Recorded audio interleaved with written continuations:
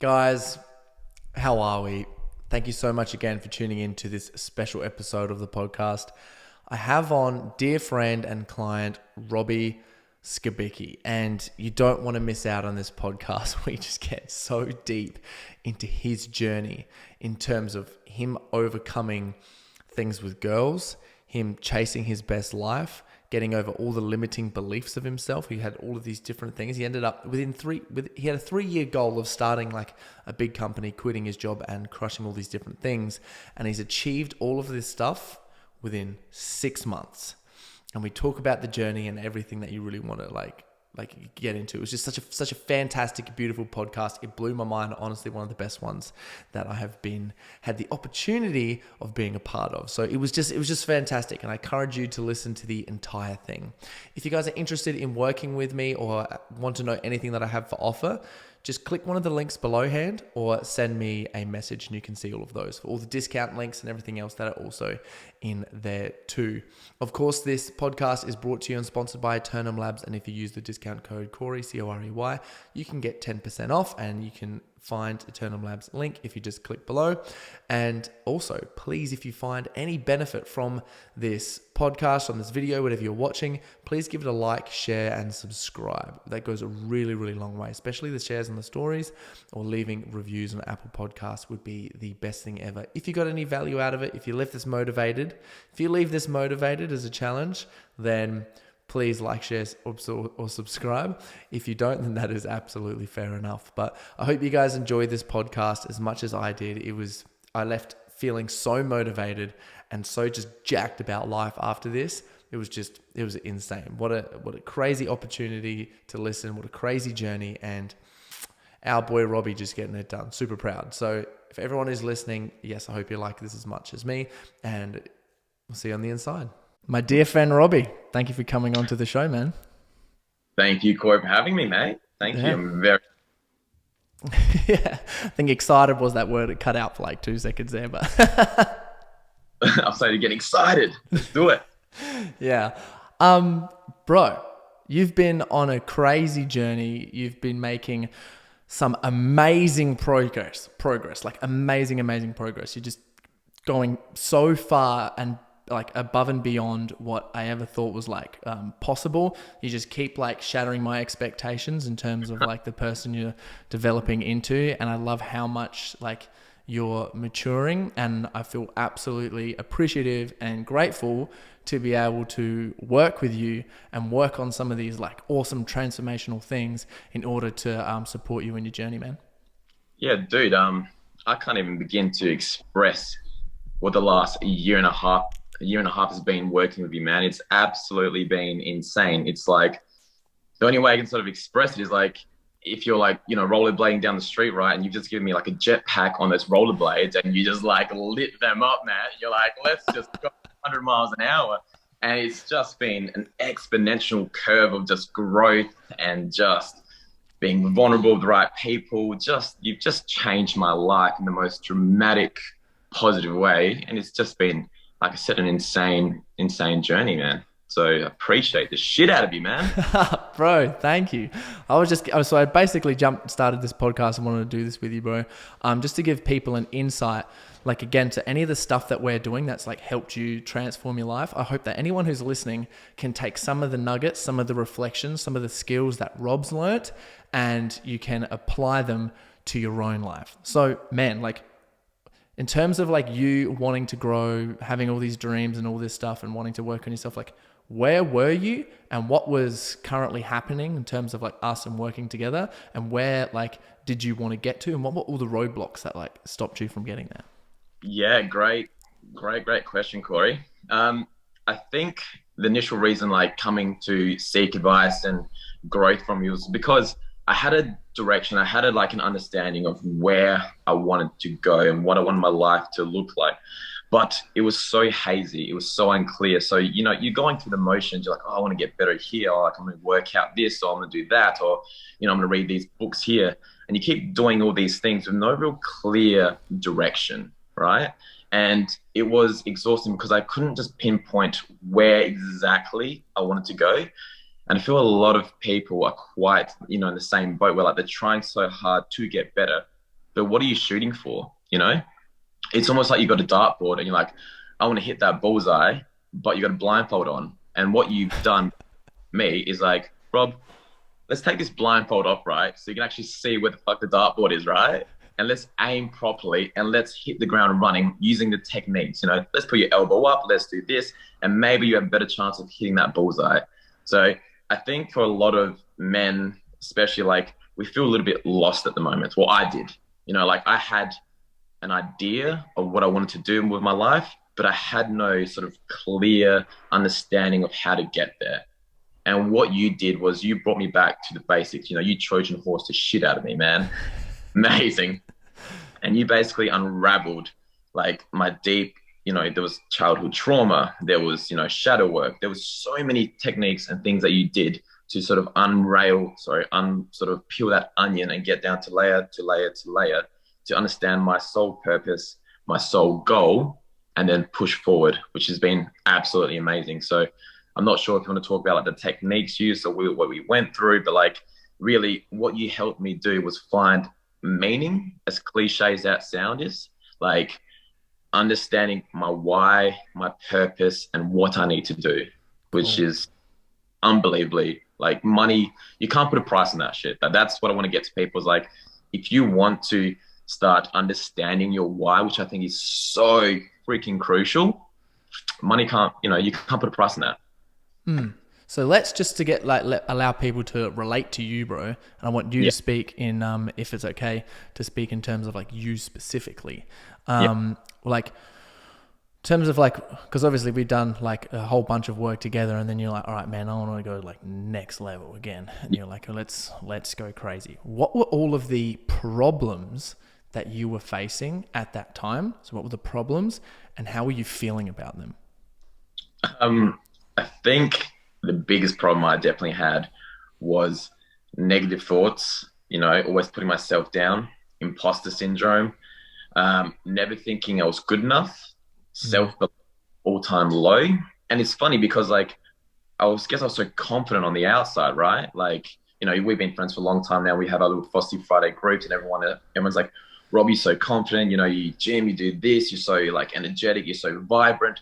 But on the inside, like I wouldn't say a shattered person. Like I was confident in myself, but the belief I had in my abilities and what I could provide to people was so incredibly low. So like I was a shell of a human, basically. And how'd you feel, man? What was the current feeling like?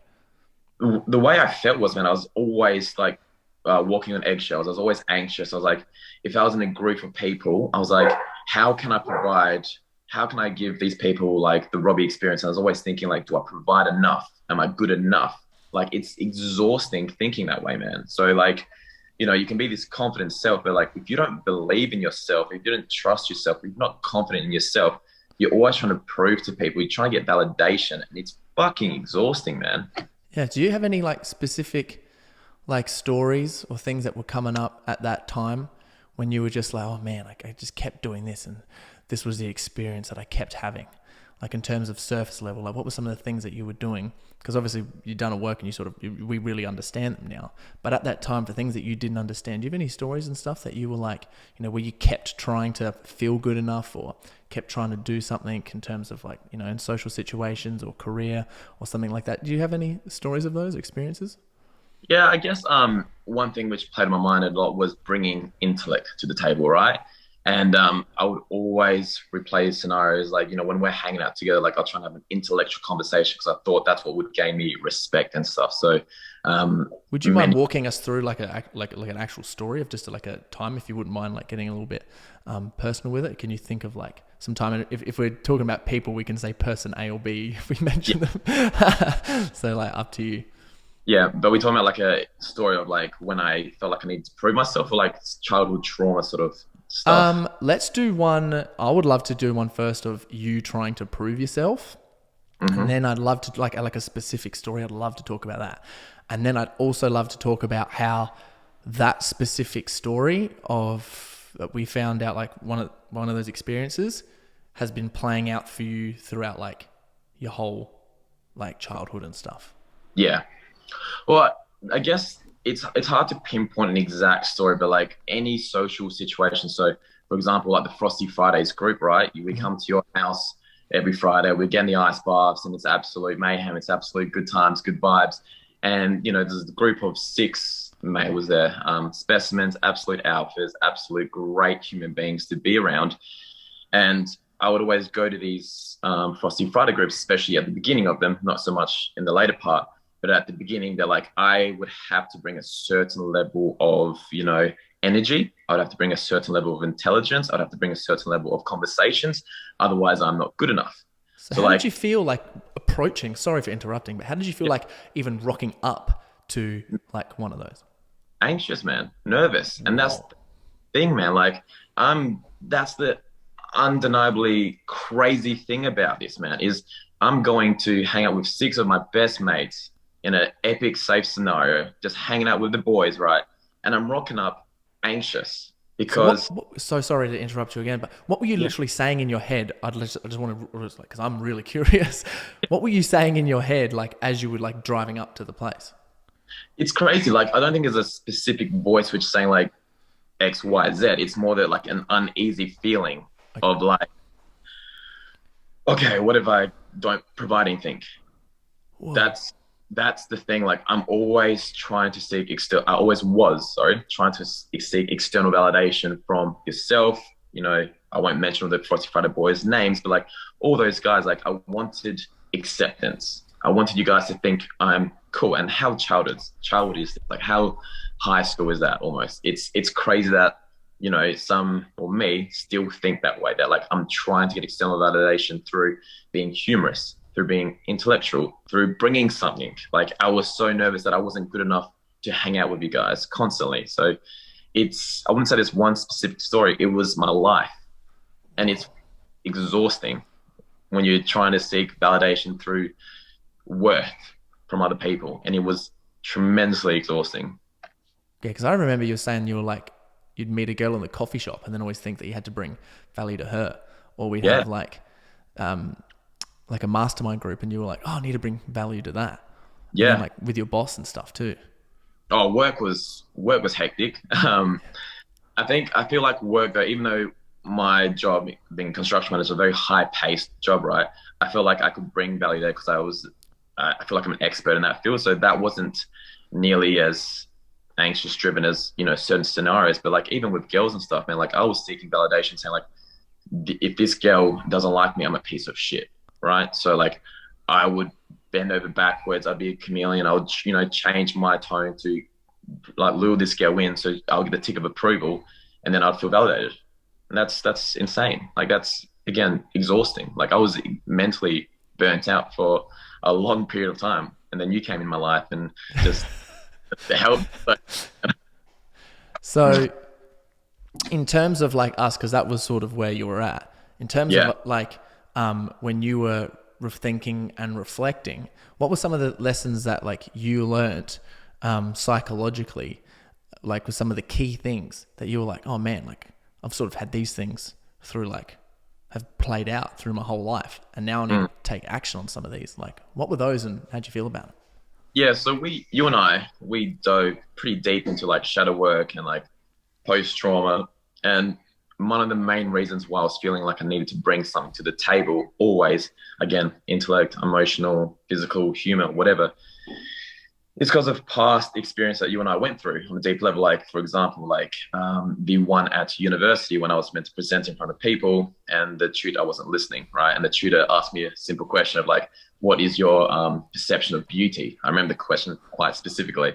And because I wasn't paying attention, I didn't really understand the question. And I'm standing in front of this whole lecture theater. She's like, Rob, what's your perception of beauty? And I just fucking froze, man. And like, there's like 200 people watching me. I'm going bright red. I'm sweating pellets, like, and people just like, it's a simple fucking question, man. And I just couldn't speak. And that's still, well, it has haunted me that like, I felt so inadequate. I felt so stupid, and I felt just so embarrassed.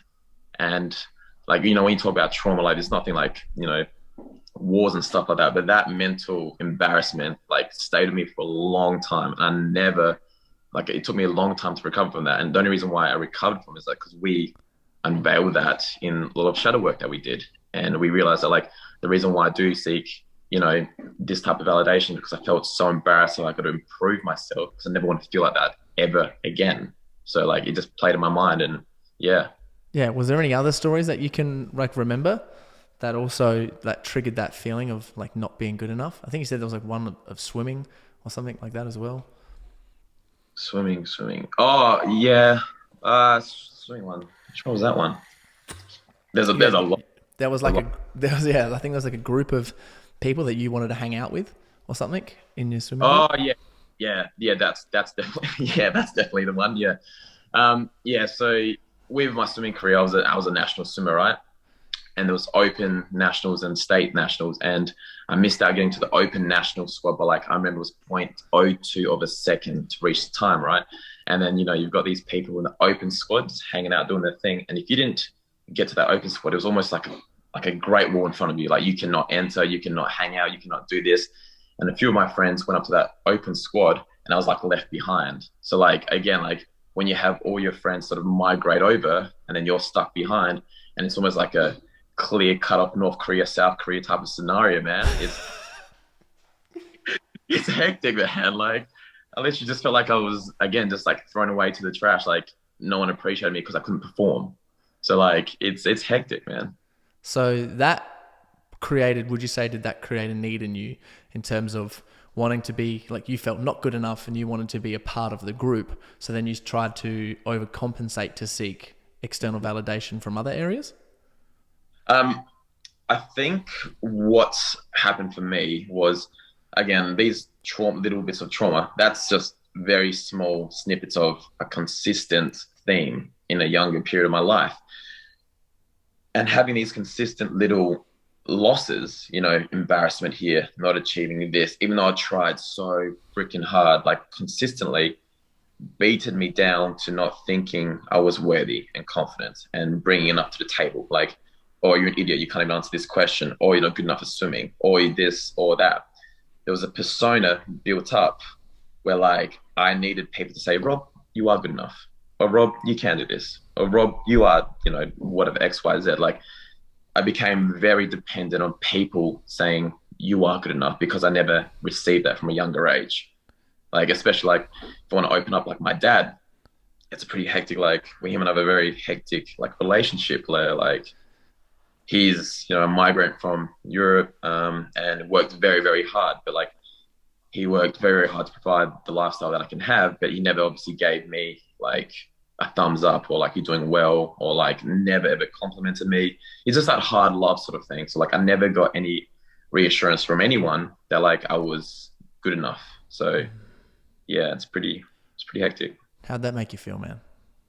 Um, I think I just compensated, man, for like being that loud, outspoken, confident person, right? Like in groups, like you've seen me, like very, comical, laughs a lot. Like people think I'm extroverted, but it was just the facade to sort of like get your approval. So, Yeah. like I said many times, man, it was literally exhausting. Yeah. And So how did you get approval, man? When did you start getting like approval? When did you start feeling like worthy? when I Because started I'm, feeling this is yeah, beautiful, this is a beautiful story. before you get the beautiful one, hold that. Because I remember it got a bit worse. Yeah. When you started like feeling, because I remember you started feeling a little bit worthy, but it was still like negative for a while before you really started to allow yourself to like properly feel worthy. Because I remember, it was like some social groups or something, and people wanted to hang out with you because you're like attractive guy, and girls would like message you and stuff, and then you would feel worthy because you were the attractive guy that the girls were like chasing after. Hmm. That's yeah, that goes pretty deep as well, man. Yeah, so with that one, it became obviously we did. I'm just gonna be completely open and vulnerable. Like we obviously went to that like celibacy period, right? Yeah. Because what was happening with me is like, yeah, like you said, I was getting my kicks off getting that validation. Like, I would lure the girls in, I would be like getting my validation from that. And it was addictive and it was such a vicious, bad, lonely cycle where it's, people from the outside say like, oh, Rob's, chatting to this girl and, he's having fun here and there.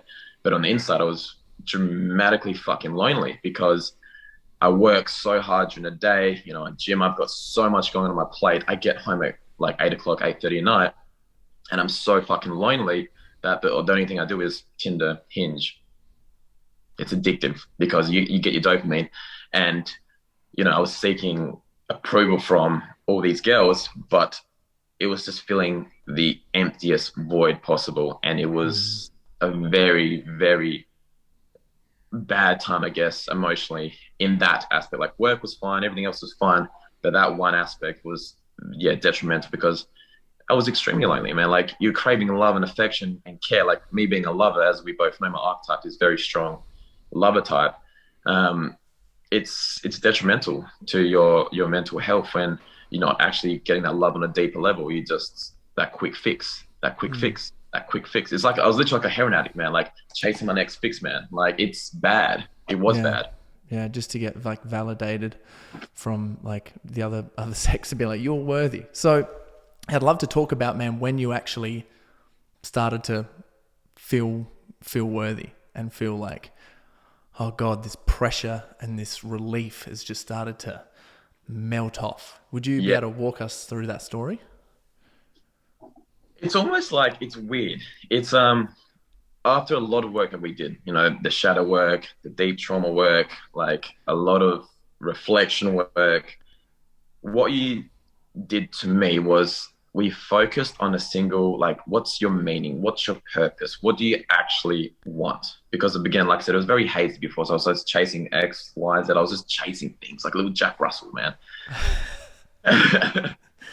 What you did was like, you gave me a direction and a purpose. And I feel like it's not like an epiphany where you wake up like, oh, cool, I don't care what Harry thinks, or I don't care what fucking Stacy thinks. You don't wake up and just something like, oh, cool, whatever. I feel like getting the confidence and self-belief in yourself is a consistent amount of little steps going towards your purpose, and you start gaining confidence in yourself. And when you start believing in yourself and the confidence in yourself, you begin to care less what other people think. And if it doesn't align with your purpose, I feel like it doesn't matter anymore when you so like for me, we discussed like, Rob, what's your end goal? My end goal was to have like a loving family, as we said, and provide for them and have an amazing house. Like it's like one of my goals is just to be able to like have the wife of my dreams, like in the kitchen counter overlooking the beautiful view, and I can provide for them. Like I picture that and it's a beautiful fucking thing, right? And I see it. But to do that, obviously I need my construction company to, progress and become financially stable and do more developments. And I've got that path. And now that I was, it's crazy. Like since we've been working together, like the belief that you gave me, like, remember how we said in January, like, oh, I'll quit my job in 3 years time. And then, oh, look at that. I think I said to you like, oh yeah, Corey, I'll quit. Like, again, this is the thing you did for me. Like, I want people to understand this. Like with this whole dartboard analogy is like, yeah, Corey, like I'll quit my job in like 3 years time and like, oh, I'll start up a development company and like, yeah, it'll be sick and I'll make some money and be fucking epic and cool. After the work that we did, after the confidence that I was gaining myself, after you pointing me in the right direction and giving me the tools I need, I quit my job in 6 months. I bought 2 houses this year. Ontario is set up to be like very profitable next year. You gave me the belief in myself through many techniques to be like, Rob, you are so capable of doing this. You've got this inside yourself.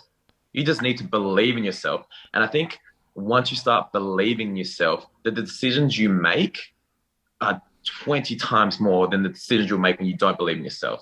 Like an analogy that I always say is if you've got a mountain in front of you and you're like, fuck, that's a pretty high fucking mountain.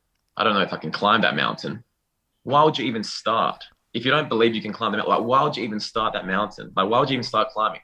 But if you look at that mountain, like that's tall, man, and I can't wait to get up there and have a look at the view, you're gonna climb that mountain. It's all about self-belief, and it's as cliche and as simple as you might want to put it.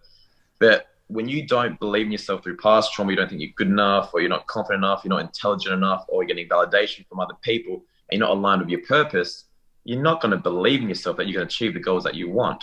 So like what you basically did through all the work that we did was you gave me self-belief in the purpose and direction that I was designed for, destined for. And like, obviously you continuously working out throughout your days and it's going to change and stuff, but being able to reflect on your goals and your purpose, it's an amazing, amazing feeling, man. Yeah, dude, I love that. And I don't really do too much, man. You decided to make the decision and you decided to put that time to yourself and you decided to put the boundaries around that so that you could figure it out. And I'm just grateful that you trusted me to allow you to like bounce and figure those things out and choose the correct actions. Because I think a lot of the stuff that we do is it's like, you know, we'll put barriers and protections around some things and values. And then what we do is we take the next step. We take the next action. We create a challenge that we think is going to be like really beneficial so that, you know, because obviously you learn best, you know, people like you learn through reading, you learn through seeing, but we all know you learn best through doing. So in terms of figuring stuff out, we'll set a challenge and then we hold you accountable to obviously do the challenge. So what were some of the things like the barriers and the values that you found really important? And what were some of the challenges and the actions and stuff that you found really important that helped you get really clear to like integrate yourself?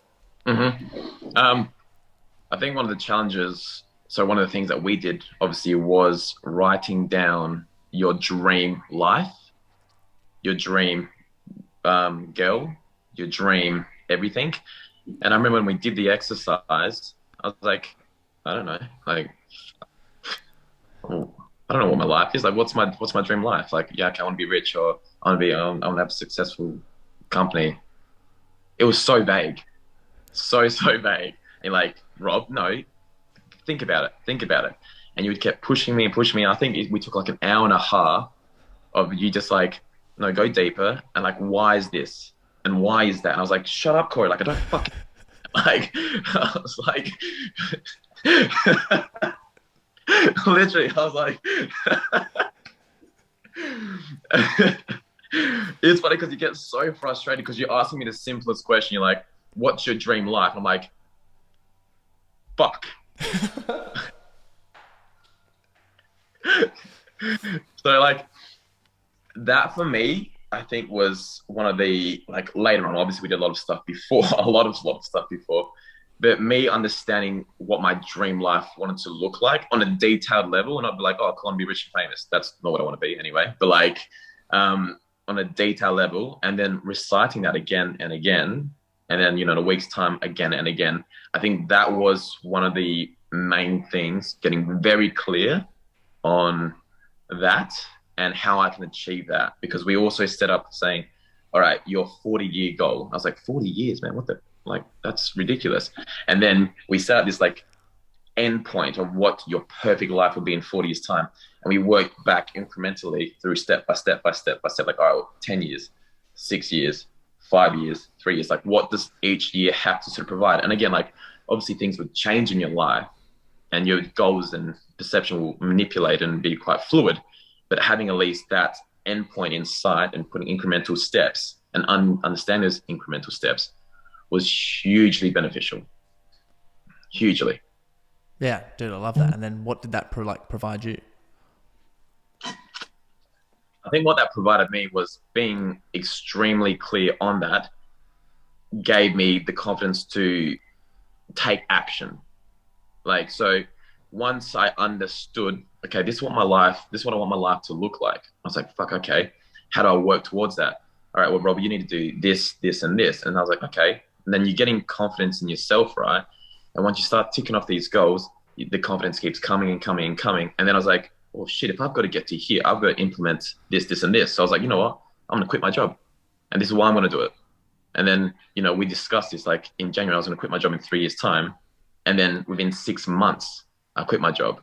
Like, it gave me the confidence to take the leaps and bounds towards the lifestyle I was trying to achieve.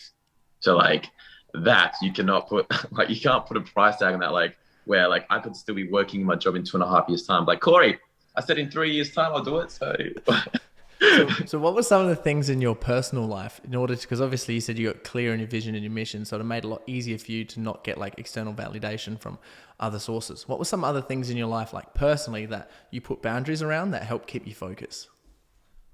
Girls. Mm-hmm. That was a big one. I think a lot of guys can actually resonate with that, man. Yeah, I think a lot of guys will hopefully, well, you know, how you want to look at it, right? Maybe can relate to this because I feel like specifically for males at the moment, like we've almost not, I wouldn't say lost our purpose, but you know, going back 30, 40 years ago, the males were the breadwinners. They brought, you know, the money home. They looked after the, you know, they provided for the family. The wife was obviously looking after the kids and the household, etc. That's completely changed now. Like, you know, and going back, you know, thousands of years, the males would hunt and get, you know, kill the animal, bring it back. The wives would look after the kids. We were the provider predominantly. Now, with, you know, technology booming, you know, quality, everything, like women are in 50-50. You know, It's 50-50. and like, you know, women want to chase their careers, women are being successful. They don't need no man. They're all independent, man. Yeah, they don't. They don't need no man. So like, I feel like a lot of males we're almost lost because we had this one job almost. One job was to look after the wife. And now we're like, well, Cindy over there, she can look after herself and she doesn't give a shit, really. Like she can choose Bob, she can choose Harry, she can choose whatever, because she's not dependent on the paycheck for us to provide her. She's not stuck with us because without us, she's screwed. Like she's got options now. So I feel like males, we've almost lost our purpose. So it's very hard to find that through other means. So for me, I had my direction with on tier and where I want to get to, but girls was definitely a huge distraction. So like, again, I was chasing girls. Like it was insane. Like I was like, well, I need her to like me. I need her to like me. I need her to like me. So I was physically chasing, not physically, that's not the right word. I was literally chasing girls to get that validation. And it was so distracting. How much time and energy were you putting into that? We discussed this and it was too much time. So I would be working, you know, from 6:30 to 4:30. I would gym from 4:30 to 5:36, get home, cook, socialize with Pete, my housemate, and a few other people. And then literally from like 8 to like 10 o'clock, he was just like trying to find people. Yeah. And trying to find a wifey. Trying to find, I don't think it was even a wife. He was trying to close that Comfort? Is it just comfort? I was lonely, man. I was super lonely. And like I said, it became like a drug where you're so lonely that you need your fix constantly. So like, even though I felt like I was going in the right direction, I was still addicted to girls validating me. And that's not a good thing because you'll never find a wife like that. You'll never settle down. You'll always be anxious with that person saying like, oh, are they talking to someone else? Do they like me? Do they do this?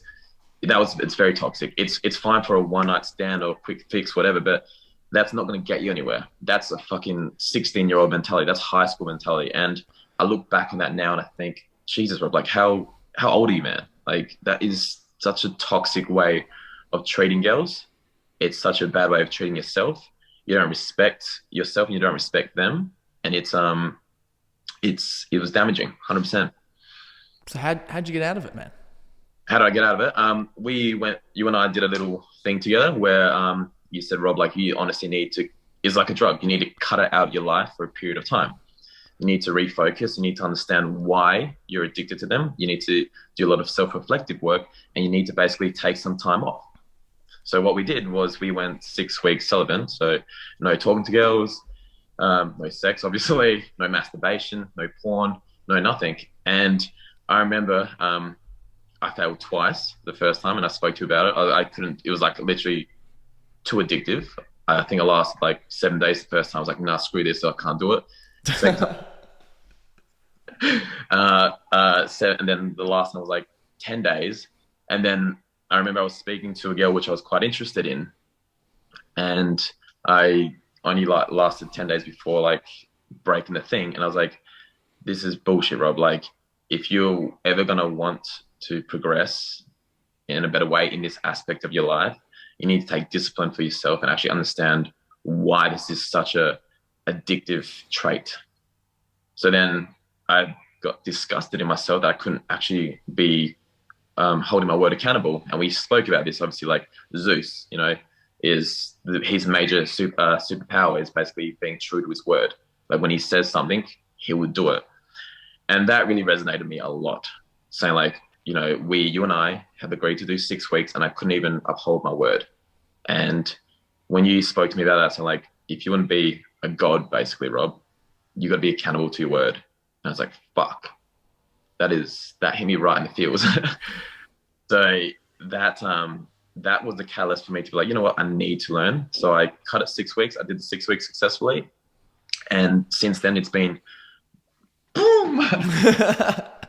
And since then it's been an amazing transformation. I don't like, again, like you won't say that you cured from 6 weeks, but like the way I look at intimate relationships with females now is I don't want to chase girls. I don't try and lure them in. I don't want that fakeness.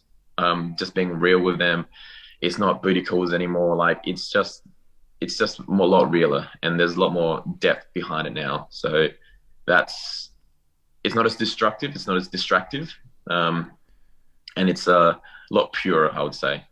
Bro, just firstly, that's a beautiful story. And thank you so much for getting vulnerable and sharing that. It's amazing. Like anyone who's listening right now, like Rob just sharing that right now, even every time he says it, like I literally get goosebumps because it's like, whoa, especially like someone who's, you know, claimed something, failed twice, and then went back and been like, I'm going to absolutely crush this and crush it, is so impressive. And that is just pure dedication to the work and like personal development. Like that is unreal, man. And like now, like what would like your perception be on your quality of life and your focus and your drive? Through the roof, like through the roof. Again, because like any spare minute that I had before, I was like chasing, putting effort into that, and again, you're exhausted from it. You're not putting energy and time into your purpose, you know, onto and like other things, right? So putting that aside, not saying like let's scrap everything, but like only putting the energy in where you think it's necessarily going to like bring like actual worth to you, not just chasing it for validation. It's been super transformative. Like I feel at work, I'm so much more switched on. I feel complacent. You know, I was addicted to porn before as well. And basically that's just gone. Like don't feel the need to get that instant gratification, I guess, consistently because I'm focused on my purpose. So going through that is been it's been life-changing. 100% it's been life-changing because again, and thank you for you to help me through that, right? Because obviously the times I fucked up, we had a chat about it and you were just super forgiving and just like, you know, you taught me through the process why. So that guidance was unbelievable. But like something that really resonated with me on that forefront was I feel like the porn, the instant gratification, the chasing of girls, all that negative thing for me, that was almost like a catalyst after the 6 weeks. I felt like, to quote Jordan Peterson, is like, there's nothing more unattractive than being an old infant. And I looked at myself then and I was like, Rob, you're 29 years of age, right? You're chasing booty calls, fucking masturbating frequently. Like, how old are you? You're like 16? Like, this is what high school people do. And I was like, no girl is attracted to that shit. Like, it might be good for a one night fling or whatever, but like, if you want someone to really connect with, you're on that deeper level, that loving, caring level, you're not going to get it doing what you're doing, dude. You're not going to get it what you're doing. So that was, yeah. And then me just focusing on myself, as cliche as that is, right? And putting away the girls and doing this and just being me. I've seen opportunities come up which are so much more authentic and beautiful than just what I was doing before. So it's been hugely transformative in my energy levels, work clarity, just everything, man. So how does it feel on your hero's journey, knowing where the end goal is and sprinting towards it? You know your vision and your mission, man. How does it feel just being on that on that wave, man, on that path, and you just sprinting towards it? I'll tell you how it feels, right? I'll tell you because it's fucking amazing. So I currently still work for the construction company. I haven't quit. Like I've told my boss I'm quitting, and we put plans in place that I'm quitting in December, right? The only way I can describe how good it feels to be on this journey and understand your purpose is like I'm pushing very hard at work to get things done, to get stuff done on schedule, to really nail the jobs that I'm working for another company. But it's exhausting, it's hard, but the effort is 150%, right? Then on the weekends and after work and all that kind of stuff, I'm doing on-tier work. So I'm setting up for next year and I've got clients signed up and I'm getting contracts ready. And like, it's a switch, man. Like I'm pushing shit up creek, for the company I'm working now. But then when it gets to on-tier, I'm getting like a tug of war is getting pulled and I'm getting pulled into it, man. There's no energies required there because I'm so invested into it. I'm loving it. And it's seamless, man. It's just like the energy required to do working for someone else versus after hours, on weekends, when I'm tired, after gym, all that kind of stuff. I'll go there and I'm just like bouncing off the walls. There's a different type of energy. It's when I think when you're aligned with, again, your purpose and your direction, you have this newfound source of energy. And knowing that I'm quitting like fully in about 33 days or whatever it is, who's counting, right? I am so excited for it, man. Like words can't describe that. I'm so ready for the next journey. I'm so ready to tackle it on. I'm so ready to just experience what I'm capable of and finally believing what I'm capable of. And I just find it incredible that, at the beginning of this year, I was like, yeah, Corey, I'll quit my job in 3 years' time when I'm like ready or when I'm doing this. And then within 6 months, you gave me the tools, the knowledge, and the confidence in myself to be like, fuck that. I'm good. Like I am capable of doing this. I'm confident in myself, and I'm gonna take this next challenge on with the help of all my friends and this amazing friendship group that we all have, and grab by the balls and just run with it, man. So to describe in one word is exhilarating, like breathtaking, amazing, happy. I don't know. So in terms of when you just reflect on the transformation of your journey, like now after just saying all that, how do you think and feel? I feel out of this world, proud of myself. I think and again, I suffered a lot from imposter syndrome and never being proud of myself. Like when I bought my first 2 investment properties, I always thought like, oh, I never was proud of myself. Like there was always someone or something that helped me, or like I didn't deserve it for whatever reason. And it's only until recently going through our journey where like I feel like I'm worthy of, quitting my job and starting up my own construction company. I feel that I deserve it now. Where before I was like very hesitant. Like for example, I bought 2 properties this year and I fucking worked hard for that. And I'm actually taking pride in, I saved up, I wasn't going out on weekends. I wasn't spending money or, with buy bags every week and all that crap, which everyone else does. Like I was studying my builder's license, my contractor's license, my supervisor's license on the weekend. Didn't go out, save money, and I bought 2 houses and I sacrificed a lot. And I'm like, Rob, you actually did that. Like you should be proud of yourself. So that's one thing I'm super happy about, is I'm actually taking recognition of the achievements that I'm doing and be like, give yourself a pat on the back, man. Like you're doing it. So believing in that you are deserving of these wins is huge. Like imposter syndrome. Like before I was like, oh, I don't really deserve this. I don't really get this, or I shouldn't be because I didn't work hard enough. Bullshit, man. Like you worked extremely hard. Robbie's damn doing it. Guidance through. Well, bro, we didn't even get to touch on any of the health and fitness stuff. We didn't even get to touch on the archetypes and the inner work and the inner talk that you have. Yeah, I've got a lot of stuff written down here as well. It's amazing what you yeah. Sorry? I've got a lot of stuff written down about, like, again, the archetypes that we went through and the inner work. We did a lot of chronic stuff, man. Like That was Just real quickly, just before we wrap it up, what do you think was like one of the best things about learning the archetypes for you in terms of getting results? oh, this is amazing, man. This is the one of the best things is I remember when I came to you, we just sort of discovered what my archetype was, right? It was the lover archetype, right? And I remember this specifically. I was having, I was like, this is bullshit. Like, I don't want to be a lover. Like, lovers are weak or lovers are crap. Like, I want to be a king. Like, I want to do this kind of stuff. And like, I had such a negative condensation to being a lover where you're like, bro, no, man. Like, once you start accepting this, it's going to be your ultimate superpower. And it took me like, I don't know, it was like 3 or 4 weeks of you like going through this process of like, bro, just understand what lover is and understand the archetypes. And, you can draw on each archetype as they come and you can get more stronger in one and the other. And you can manipulate all 4 of them. But without understanding that, it was just like bullshit, not so resistant to that. And then learning about that and how it affects myself and the way I interact with people was insane because yes, I feel deep down I am a lover and I've accepted that and I love it because I can communicate with people on a deep, deep level, which I love.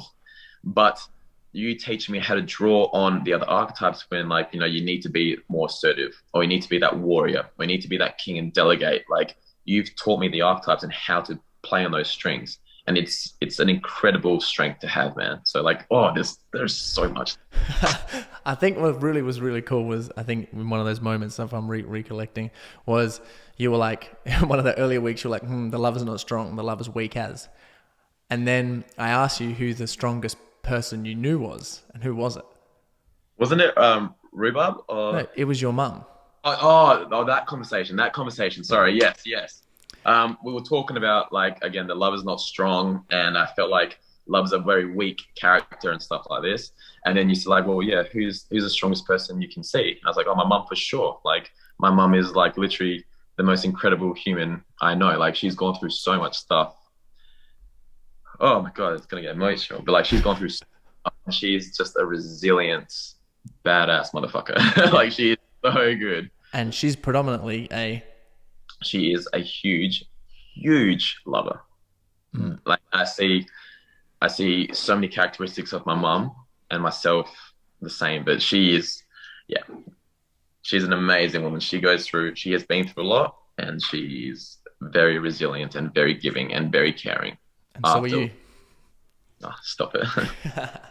You are though, bro. You are. Right. So just to wrap it up, man, tell us like real quickly, just give us a little introduction on Ontier and what you do. Yeah, so I'm a construction manager working for another company at the moment, but I'm quitting and I start up my construction company called Ontier from the 1st of January, basically. So I build houses. I've got a couple of contracts signed for a few luxury houses, which I'm super keen to do.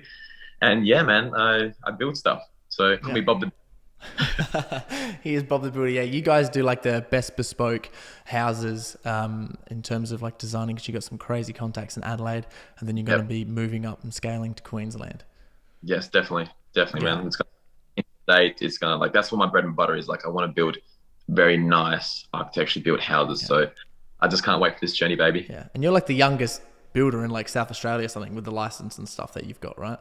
Yeah, there's not many builders out there under the age of 30 which start their own construction company, so it is daunting. And I remember like is it 3 or 5 stories or something like that? Yeah, 3-story license. But when I did my builder's license, only 5% of people passed the first time. And he rang me up, was like, "Yeah, dude, you passed that with flying colours." I was like, "Oh, sick. That wasn't that hard." He's like, "Yeah, you must have studied." I was like, "Yeah, I guess so." Like, you studied, bro. I remember seeing your Snapchats and stories and stuff. You studied. I studied hard, and again, I was very disciplined in that aspect. But like again, I had a purpose. You pushed me on that direction. I was keen. Like there was no distraction. I was like, I know what I need to do. Let's do it, and it paid off, man. So, bro, yeah. Thank you for the credit. Well, for anyone who's listening, if they'd like to reach out and just like express some gratitude to you or talk to you, ask you any questions about your stuff, where can they find you? Instagram, robbie.skibicki, or email me at robbie@ontier.com.au, or just hit up yourself and we can all connect with each other. And I guess before I we jump off this because obviously I got to go soon as well. But like, I just want to say, like, anyone that is listening to this podcast and is sort of on the fence about whether they should sign up or get in contact with you or just even have an initial chat with you, is like, you have literally transformed my life in such a short period that the things I was aspiring for in, like I said, 3 to 4 to 5 years time, I'm doing within 6 months time.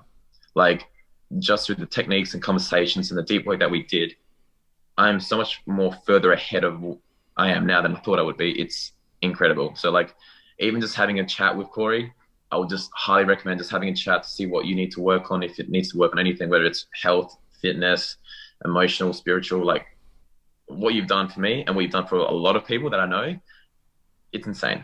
So like, I just would really highly recommend it's just, reach out to Corey, just have a chat with him, and just, you won't regret it, trust me. Oh, bro, well, thank you so much for saying that, man. And for everyone who's listening, I hope you guys really enjoyed this podcast. Like, we put this out there for you guys. And yes, if you have any questions, feel free to ask any of us. And thanks for tuning in. Thank you, Rob, for coming on. Yes, thank you, Corey. Bye. That was epic.